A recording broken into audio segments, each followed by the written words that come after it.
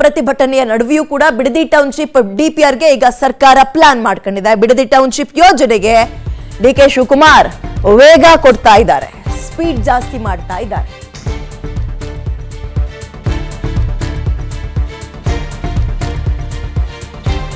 ಸಮಗ್ರ ಯೋಜನಾ ವರದಿ ಅಂದ್ರೆ ಡಿಪಿಆರ್ ರೆಡಿ ಮಾಡ್ಕೊಡಕ್ಕೆ ಇದೀಗ ಜಿಬಿಐಟಿ ತೀರ್ಮಾನವನ್ನ ಮಾಡ್ಕೊಂಡಿದೆ. ಏನೇಳಿ ಜಿಬಿಐಟಿ ಅಂದ್ರೆ ಮುಂಚೆ ಬಿಬಿಎಂಪಿ ಇತ್ತು, ಈಗ ಗ್ರೇಟರ್ ಬಿಬಿಎಂಪಿ ಅಂತಿತ್ತು, ಈಗ ಜಿಬಿ ಆಗಿದೆ ಅಲ್ವಾ. ರಾಮನಗರನು ಈ ಕಡೆಗೆ ಎಳ್ಕೊಂಡಿದಾರಲ್ಲ. So greater Bengaluru integrated township ಡಿಪಿಆರ್ಗೆ 26 ಕೋಟಿ ವೆಚ್ಚದ ಟೆಂಡರ್ ಕರೆಯೋಕೆ ನಿರ್ಧಾರ ಮಾಡಿದ್ದಾರೆ. ಅಲ್ಲಿ ರೈತರು ಕಣ್ಣೀರಲ್ಲಿ ಕೈ ತೊಳಿತಾ ಇದ್ದಾರೆ, ಹಿಡಿ ಶಾಪ ಹಾಕ್ತಾ ಇದ್ದಾರೆ. ನಮ್ಮ ಹೆಣದ ಮೇಲೆ ಬೇಕಾದ್ರೆ ಟೌನ್ಶಿಪ್ ಮಾಡ್ಕೊಳ್ಳಿ ಅಂತ ಇದ್ದಾರೆ. ಫಲವತ್ತಾಗಿರೋ ಭೂಮಿ ನಾವು ಯಾಕೆ ಕೊಡೋಣ, ಬಿಟ್ಟು ಎಲ್ಲಿಗೆ ಹೋಗೋಣ ಅಂತ ಇದ್ದಾರೆ. ಸಾಕಿರೋ ದನಕರ ಯಾರಿಗಾದ್ರೂ ಕಟುಕ್ರಿ ಕೊಡೋಣ ಹಂಗಾದ್ರೆ ಅಂತ ಕೇಳ್ತಾ ಇದ್ದಾರೆ. ಹೊಲ ಗದ್ದೆ ಜಮೀನು ಎಲ್ಲ ಬಿಟ್ಟು ಎಲ್ಲಿಗೆ ಹೋಗೋಣ, ಹೆಂಡತಿ ಮಕ್ಕಳನ್ನ ಹೆಂಗ್ ಸಾಕೋಣ, ಈ ಚರ್ಚೆಯಲ್ಲೇ ಇದ್ದಾರೆ. ಇದರ ನಡುವೆ ಇವರು ಎಲ್ಲಾ ರೀತಿಯ ತಯಾರಿಯನ್ನ ಮಾಡ್ಕೊಳ್ತಾ ಇದ್ದಾರೆ. ಟೌನ್ಶಿಪ್ ಮಾಡೇ ತೀರ್ತೀವಿ ಅಂತ. ಕೊಡಲ್ಲ ಅಂದವ್ರಿಗೆ ಏನ್ ಮಾಡ್ತಾರ ಹಂಗಾದ್ರೆ ಇವರು? ಬಿಟ್ಟು ಕೊಡಲ್ಲಪ್ಪ, ನಮ್ಮ ತಾತಂದು ಆಸ್ತಿ ಇದು, ನಮ್ಮ ಅಪ್ಪನ ಆಸ್ತಿ ಬಳುವಳಿಯಾಗಿ ಬಂದಿದೆ, ತಲೆ ಮೇಲೆ ಅದೆಂಥದ್ದೇ ಕಷ್ಟ ಬಂದ್ರು ಒಂದಡಿ ಭೂಮಿ ಮಾರಿಲ್ಲ ನಾನು, ಈಗ ಬಂದು ಇವ್ರು ಕೇಳಿದ ತಕ್ಷಣ ಕೊಟ್ಬಿಡ್ಬೇಕಾ ಅಂತ ರೈತರು ನಿಂತ್ಕೊಂಡಾಗ ಏನ್ ಮಾಡ್ತಾರೆ? ನಿಜಕ್ಕೂ ಕಾಂಗ್ರೆಸ್ ಬರೀ ಬಾಯಿ ಮಾತಲ್ಲಿ ಹೇಳ್ತಾ ಇದೆಯಲ್ಲ, ಡೇಟಾ ತೋರಿಸ್ತಾ ಇಲ್ಲ. 80% ರೈತರು ಒಪ್ಕೊಂಡಿದ್ದಾರೆ, ಇನ್ನೊಂದು 20% ಒಪ್ಕೋಬೇಕು, ಒಪ್ಪಿಸ್ತೀವಿ ಅಂತ ಇದಾರಲ್ಲ. ನಿಜಕ್ಕೂ 80% ರೈತರು ಒಪ್ಪಿದ್ದಾರಾ? ಒಪ್ಪಿದ್ರೆ ಡೇಟಾ ರಿಲೀಸ್ ಮಾಡ್ರಿ. DKHDK ಪ್ರತಿಷ್ಠೆಯ ಕಾಳಗಕ್ಕೆ ಕೌಂಟ್ ಡೌನ್ ಶುರುವಾಗಿದೆ. ಹಾಗಾದ್ರೆ ಡಿಪಿಆರ್ ನಲ್ಲಿ ಏನೆಲ್ಲ ಇರುತ್ತೆ ನೋಡ್ತಾ ಹೋಗೋಣ. ಸಮಗ್ರ ಟೌನ್ಶಿಪ್ ಯೋಜನಾ ವರದಿ ಅಂದ್ರೆ ಡಿಪಿಆರ್, ಇದರಲ್ಲಿ ಏನೇನಿರುತ್ತೆ? ಟೌನ್ಶಿಪ್ ನ ಸಮಗ್ರ blue print, master plan, road map ಅಂದ್ರೆ ಹೆಂಗಿರುತ್ತೆ ಟೌನ್ಶಿಪ್ ಅಂತ, ಅನುಷ್ಠಾನದ ಕಾರ್ಯತಂತ್ರ, ರಸ್ತೆ, ನೀರು, ಒಳಚರಂಡಿ, ವಿದ್ಯುತ್, ಹೂಡಿಕೆ ಮಾದರಿ, ಹಣಕಾಸು ವ್ಯವಸ್ಥೆ, ಇಲ್ಲಿ ಏನೇನು ಕಂಪ್ನಿಗಳನ್ನ ತರ್ತೀವಿ ಇವೆಲ್ಲವೂ ಕೂಡ ಉಲ್ಲೇಖ ಆಗಿರುತ್ತೆ. ಸೊ ಅಲ್ಲಿಗೆ ಅರ್ಥ, ಕೋಳಿ ಕೇಳಿ ನಾವು ಮಸಾಲೆ ಅರಿಯಲ್ಲ, ಖಾರ ಅರಿಯಲ್ಲ, ರೆಡಿಯಾಗಿ ನಾನು ಬರ್ತಾ ಇದ್ದೀನಿ ಅನ್ನುವ ಮೆಸೇಜಾ ಇದು? ಮೊನ್ನೆ ನೋಡಿದ್ರೆ ನೋಟಿಫಿಕೇಶನ್, ಈಗ ನೋಡಿದ್ರೆ ಡಿಪಿಆರ್. ಏನಾಗ್ತಾ ಇದೆ? ಹೇಗೆ ನಿಭಾಯಿಸ್ತಾರೆ, ಹೇಗೆ ಸಂಭಾಳಿಸ್ತಾರೆ? ರೈತರು ಕಣ್ಣೀರಲ್ಲಿ ಕೈ ತೊಳಿತಾ ಇದ್ದಾರೆ. ರಾತ್ರಿ ಆದರೆ ನಿದ್ರೆ ಬರ್ತಿಲ್ಲ, ಬೆಳಗ್ಗೆ ನನ್ನ ಮನೆ ಜಮೀನು ಉಳ್ಕೊಳ್ಳುತ್ತಾ ಇಲ್ವಾ ಅನ್ನುವ ಆತಂಕದಲ್ಲಿದ್ದಾರೆ. ಇದು ರೈತರ ಪಾಲಿಗೆ ಮರಣ ಶಾಸನನ ಅವರೇ ಹೇಳ್ತಾರೋ ಹಾಗೆ. ಹಾಗಾದರೆ ಹೇಗೆ ಕನ್ವಿನ್ಸ್ ಮಾಡ್ತಾರೆ ಡಿಕೆ ಶಿವಕುಮಾರ್ ಅವರು? ಇಷ್ಟೊಂದು ಹಠ ಯಾಕೆ?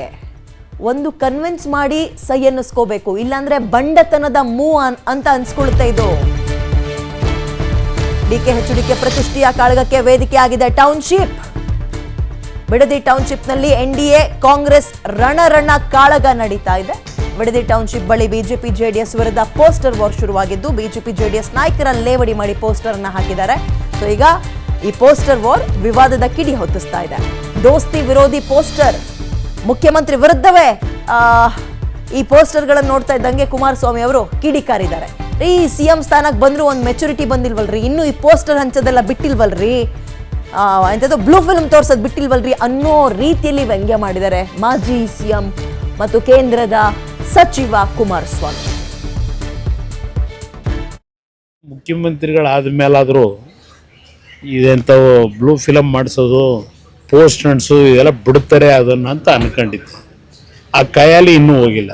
ಅದೆಲ್ಲ ಪೋಸ್ಟ್ ಅಂಟಿಸ್ಬಿಟ್ಟು ಪ್ರಚಾರ ಮಾಡೋ ಅಂಥದ್ದ? ನಂದು ಬಿಟ್ಟುಬಿಡಿ. ಈವನ್ ನಾನು ಹೆಂಡ್ತಿದ್ದು ಫೋಟೋ ಹಾಕೋರು, ನಂದು 100 ಎಕರೆ ಅಂತ ಅದೇನೋ ನಿಖಿಲ್ದು ನಂದು ಹಾಕೋರಲ್ವೇ. 46 ಎಕರೆ 40 ವರ್ಷದ ಹಿಂದೆ ಕಷ್ಟಪಟ್ಟು ಸಂಪಾದನೆ ಮಾಡಿರೋ ಜಮೀನು. ಅದು ಬಿಟ್ಟು ನನ್ನ ಹೆಸರಲ್ಲಿ ಇನ್ಯಾವ ಜಮೀನಿದೆ? 100 ಎಕರೆ ಅಂತೇನು ಹಾಕೊಂಡವ್ರಲ್ಲ ಪೋಸ್ಟ್ರಲ್ಲಿ. ಇನ್ನು ನೀತಾ ಮೇಡಮ್ ಅವ್ರದ್ದು 36-37 ಎಕರೆ ತಗೊಂಡವ್ರೆ, ಖರೀದಿ ಮಾಡಿರೋದು. ಖರೀದಿ ಮಾಡಿರೋ ಜಮೀನ ಯಾವನೋ ಪೋಸ್ಟ್ ಹಾಕೊಂಡು ಅವ್ರ ಹೆಸರಿನಲ್ಲಿ ಹಾಕ್ಬಿಟ್ಟು ನನಗೆ ಜಮೀನು ಕೊಡಿಂದ್ರೆ. ರಾಹುಲ್ ಲಾಜಿಕ್ ನಲ್ಲಿ ಡಿಕೆ ಶಿವಕುಮಾರ್ಗೆ ಈಗ ಬಿಜೆಪಿ ಪ್ರಶ್ನೆ ಹಾಕೋದ್ರ ಮುಖಾಂತರ ಅವ್ರನ್ನ ಕಟ್ ಹಾಕುವ ಪ್ರಯತ್ನ ಮಾಡ್ತಾ ಇದೆ. ನೋಡಿ, ಅಂಡಮಾನ್ಗೊಂದು ಬಿಡದಿಗೊಂದು ನಿಲುವು ಯಾಕೆ? ರಾಹುಲ್ ಹೇಳಿಕೆ ಅಡಿಯಲ್ಲೇ ಸರ್ಕಾರವನ್ನ ಸಿಗಾಕ್ಸೋಕೆ ಈಗ ಬಿಜೆಪಿ ತಯಾರಿ ಮಾಡ್ಕೊಳ್ತಾ ಇದೆ.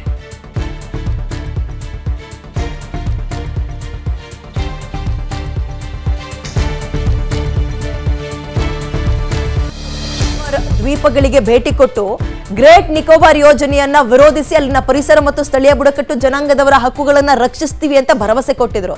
ರೇ ನಿಮ್ದೇ ಪಕ್ಷದವರು ಸಿಎಂ ಆಗಿದ್ರಲ್ಲ, ಅವ್ರು ಏನ್ರಿ ಮಾಡ್ತಾ ಇದಾರೆ ಹಂಗಾದ್ರೆ? ನೀಲಿ ಕಂಗಳ ಹುಡುಗ ಅಂತ ಹಾಡಿ ಹೊಗಳುತ್ತಿರಲ್ರಿ, ಏನ್ರಿ ಮಾಡ್ತಾ ಇದಾರೆ ಅವರು ಅಂತ ಅವ್ರ ಡೈಲಾಗ್ನ ಇಲ್ಲ ಹಾಕಿ ಲಾಕ್ ಮಾಡೋ ಪ್ರಯತ್ನ. ಈ ಭೇಟಿ ವೇಳೆ ಎಸ್ ಏನೇನಾಗಿತ್ತು ಅಂತ ಒಂದ್ಸಲ ಕೇಳೋಣ ಬನ್ನಿ. ಯಾರ್ಯಾರು ಏನೇನು ಹೇಳಿದ್ದಾರೆ ಫಸ್ಟ್ ಕೇಳ್ಬಿಡೋಣ. ಫೋಟೋ ಇದೆ ನೋಡಿ, ತೋರಿಸ್ತೀನಿ ಹೆಂಗಿದೆ ಅಂತ. ಒಳ್ಳೆ ನೋಡಿ, ಟೀ ಶರ್ಟ್, ಜೀನ್ಸ್ ಪ್ಯಾಂಟು ಎಲ್ಲ ಹಾಕೊಂಡಿದ್ದಾರೆ ಅವರು. ಅಂಡಮಾನ್ ನಿಕೋಬಾರ್, ಅಂಡಮಾನ್ ನಿಕೋಬಾರ್ ಏನ್ ಹೋಗಿದ್ರಲ್ಲಿ? ಅಲ್ಲಿ ಪೋರ್ಟ್ ಮಾಡ್ತಾ ಇದ್ದಾರೆ ಮೋದಿಯವರು. ಪೋರ್ಟ್ ಹಡಗುಲಿಲ್ಲುವಂತದಕ್ಕೆ ಚೈನಾದ ದಾಳಿ ಆಗ್ಬಾರ್ದು, ಅಲ್ಲಿ ನಮ್ಮ ದೇಶಕ್ಕೆ ಚೈನಾ ದಾಳಿ ಆಗ್ಬಾರ್ದು, ನಮ್ಮ ಮಿಲಿಟರಿ ನೆಲೆ ಆಗ್ಬೇಕಲ್ಲಿ. ಆ ಮಿಲಿಟರಿ ನೆಲೆ ಇದ್ರೆ ಚೈನಾದವ್ರು ನಮ್ಮ ಮೇಲೆ ಅಟ್ಯಾಕ್ ಮಾಡಲ್ಲ ಅಂತೇಳಿ ಅಲ್ಲಿ ಪೋರ್ಟ್ ಮಾಡ. ಅಲ್ಲೋಗಿ ನಿಂತ್ಕೊಂಡು ಅವರು ಹೇಳಿದ್ದಾರೆ, I travel through great Nicobar. These are the most extraordinary forest I never seen in my life. ನಾನು ಹೇಳ್ದಲ್ಲ ಈಗ, I never seen this greenery in Bidadi. ಅವ್ರು ಹೇಳಿದ್ದಾರೆ, ಅದನ್ನೇ ಹೇಳಿದ್ದಾರೆ ಅವರು. ಇಲ್ಲಿ ನೀವು ಇದನ್ನ ಈ ಗ್ರೀನರಿ ಎಲ್ಲ ಒಡೆದಾಕಿ ನೀವು ಪೋರ್ಟ್ ಮಾಡ್ತಾ ಇದ್ದೀರಾ, ಇದಕ್ಕೆ ನಾನು ವಿರೋಧ ಇದೆ ಅಂತ ಹೇಳಿ ಸ್ಟ್ರೈಕ್ ಕೂತ್ಕೊಂಡಿದ್ದಾರೆ. ಯಾರು? ರಾಹುಲ್ ಗಾಂಧಿ ಅವರು. ಬಾಪ ಇಲ್ಲಿನೂ ಸ್ವಲ್ಪ ನೋಡು, ಇಲ್ಲಿ ಗ್ರೀನರಿ ಇದೆಯೋ ಅಥವಾ ಆಳ್ಬಿಟ್ಟಿದ್ಯೋ ಬಂದ್ ನೋಡಿ ನೀವು. ರಾಹುಲ್ ಗಾಂಧಿ ಅವರಿಗೆ ಇನ್ವಿಟೇಷನ್ ಕೊಡೋಣ ನಾವೆಲ್ಲರೂ, ಇಲ್ಲಿರೋ ರೈತರೆಲ್ಲ. ನಿಕೋಬಾರ್ ಮಾತ್ರ ಓಡಬಿಟ್ರಲ್ಲ, ಅದು ಎಷ್ಟು ಸಾವಿರಾರು ಕಿಲೋಮೀಟರ್ ದೂರ ಇರೋದು.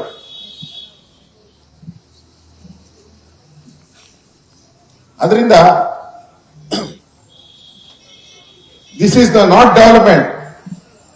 ಅವ್ರು ಹೇಳಿದ್ದು, this is the not development, this is A destruction. ಜಮೀನ್ ಬಿಡ್ಕೊಡ್ತೀರಾ ಅಂತ ಹೇಳಿದಾಗ ರೈತರು ಆಡಿದಂತ ಮಾತೇನಪ್ಪ ಅಂತ ಹೇಳಿದ್ರೆ, ನಮ್ಮ ಪ್ರಾಣವನ್ನ ಬೇಕಾದ್ರೆ ಬಿಡ್ಕೊಡ್ತೇವೆ, ಆದ್ರೆ ನಮ್ಮ ಜಮೀನನ್ನ ಬಿಡ್ಕೊಡಲ್ಲ ಅನ್ನೋ ಮಾತನ್ನು ಕೂಡ ರೈತರು ಹೇಳಿರುವಂತದ್ದು. ನಾನು ರಾಜ್ಯದ ಮುಖ್ಯಮಂತ್ರಿ ಕೇಳೋದಕ್ಕೆ ಇಚ್ಛೆ ಪಡ್ತೇನೆ ಮಾಧ್ಯಮ ಸ್ನೇಹಿತರ ಮೂಲಕ. ನೀವು ರಾಜ್ಯದ ಮುಖ್ಯಮಂತ್ರಿಗಳು, ಈ ನಾಡಿಗೆ ಎರಡು ತುತ್ತು ಅನ್ನವನ್ನ ಕೊಡ್ತಕ್ಕಂಥ ರೈತನ ಪರವಾಗಿ ನಿಲ್ಬೇಕಾಗಿರ್ತಕ್ಕಂಥ ಮಾನ್ಯ ಮುಖ್ಯಮಂತ್ರಿಗಳೇ, ತಾವು ರಿಯಲ್ ಎಸ್ಟೇಟ್ ಮಾಡ್ತಕ್ಕಂಥವ್ರ ಪರವಾಗಿ ನಿಂತ್ರೆ ಈ ರಾಜ್ಯದ, ಈ ನಾಡಿನ ರೈತರ ಪರಿಸ್ಥಿತಿ ಏನಾಗಬೇಕಾಗಾದ್ರೆ? ತೋಟದಲ್ಲಿ ರೈತನಾಗಿ ಬೆಳೆದು ಇವತ್ತು ಇಷ್ಟು ಆದಾಯ ಪಡೆದಿದ್ದೀನಿ ಅಂತ ಮಾನ್ಯ ಮುಖ್ಯಮಂತ್ರಿಗಳೇ ತಾವೇ ಹೇಳಿದ್ರಿ. ಆಗ ಕೋರ್ಟ್ ನಲ್ಲಿ ಕೇಳಿದ್ರು, ಏನ್ ನಿಮ್ಮದು ತೋಟದಲ್ಲಿ ಚಿನ್ನ ಬೆಳಿತೀರಾ ಅಂತ ಕೂಡ ಕೇಳಿದ್ರು.